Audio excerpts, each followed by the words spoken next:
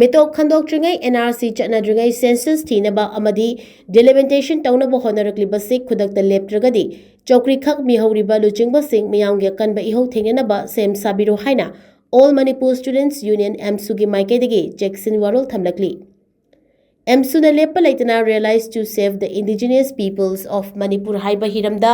chatharakli bandi fuga tarurak shuba Mitop thokpa thabum thaurangi academic campaign ge saruk ama oina ngasi su yumnam huirom higher secondary school amadi uchiwa high school mahiloishang anida chathakiba lengakta Mitop khandoknaba akanba wafam taksiladuna AMSU gi president lukra malangbana wafam kaya thamlakli. Campaign adu da AMSU gi president lukra malangbana hai India da Manipur asi tinkraba matungdagi ikhang khanghodana ngasi fawada Mitop miyancha kaya Manipur da changsilaktuna leiriba yellow furuki masing amadi majority ni hairiba mitai furup asidagi helakpagi tangkak ama laklabani kiningai oraba tanfom asida laingak chukli pairiba sing asina landam asigi khanba tawduna Delhi dagi hairak pakhaktamak tawduna leiragadi miyam amasung laingak loi singa leinariba mari asida akaiba lakani Mitop khandoksi haiba asida karigumba amata yetningai leite masigi thabak asi tasengna hairabadi leingakna hana masana khangna tawfom thokpani adubu khangna miyamna akanba ehou changsilappa ngaiduna leiribasi laibak thibani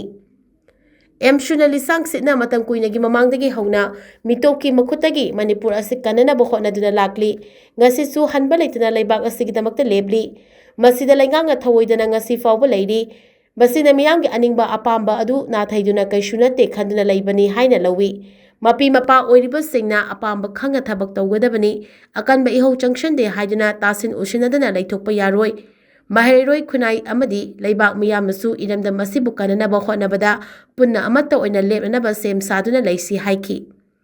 School anida pangthokiba campaign aduda Yumnam Huidrom Higher Secondary School gi principal Yumnam Joy Uchiwa High School gi headmistress TH Jibanlata AMSU gi organization secretary Huidrom Punsiba AMSU gi Thomising amadi Mahiroi kayasu saruk yaki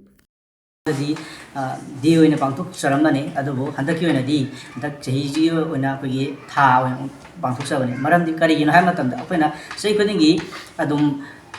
Nomo katang pangthole kaimaso class di hafta ama sang di pi adu hafta am pi ba class en masina koi be yadre habani maram di kai ha matam hajik koi ba isu sing mayam sing sina maram wa kan da apoi da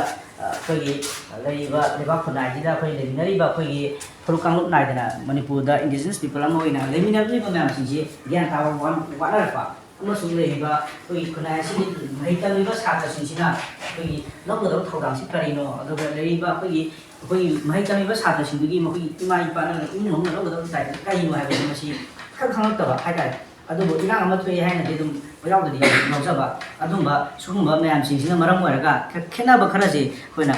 jan sing nau sing de gyan ta haning bai ni ba maram di ke na koi ji tung gi